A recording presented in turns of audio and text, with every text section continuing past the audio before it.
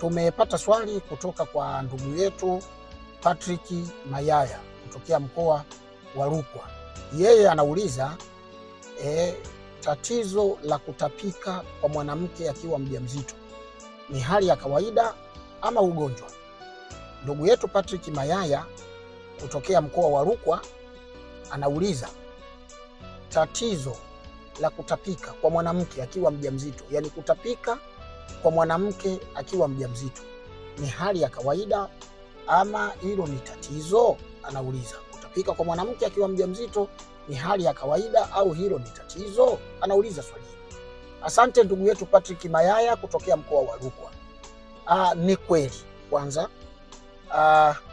wako wanawake wanapokuwa katika kipindi cha ujauzito wanatapika, na nafikiri kama maelezo yako uliyoyatoa huko chini, una mkeo ni mjamzito wa miezi 3, lakini toka amekuwa mjamzito anatapika na mambo mengi uliyoyasema. Kwa hivyo ni kweli wako wanawake wanapokuwa katika kipindi cha ujauzito wanatapika. Kwanza, hali hiyo ni hali ya kawaida, lakini pia sio hali ya kawaida. Nisikilize kwa makini ili upate kunielewa. Hali ya kawaida kwa sababu wako baadhi ya wanawake katika kipindi cha ujauzito, ile miezi ya awali, yani kutoka mwezi wa kwanza mpaka mwezi wa 3, wanatapika. Katika kipindi hiki wanajisikia kutapika mara kwa mara.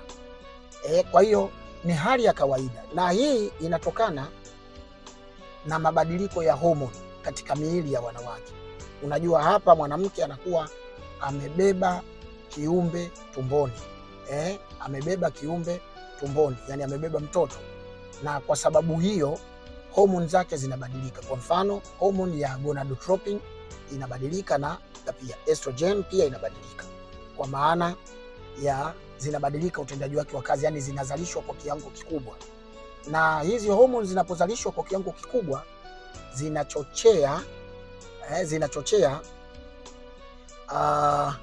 hali ya kutapika kwa mwanamke, na hivyo mwanamke anajisikia kutapika kila wakati. Zinachochea kwa kiwango kikubwa hii hali ya kutapika, kwa hiyo anajisikia kutapika.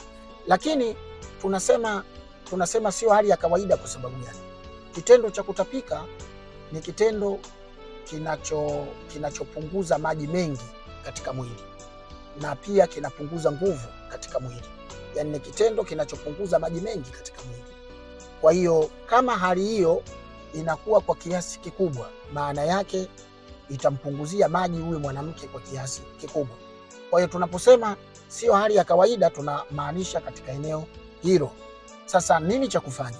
Ni muhimu ndugu yetu Patrick Mayaya ukamwaisha mkeo kwenye kituo cha afya ili apate ushauri wa kidaktari kwamba nini cha kufanya ili asiweze kupunguza maji mengi katika mwili na hatimaye ikamsababishia tatizo lingine, kwa maana ikamletea athari kubwa. Lakini katika miezi ya awali, kutoka mwezi wa kwanza mpaka mwezi wa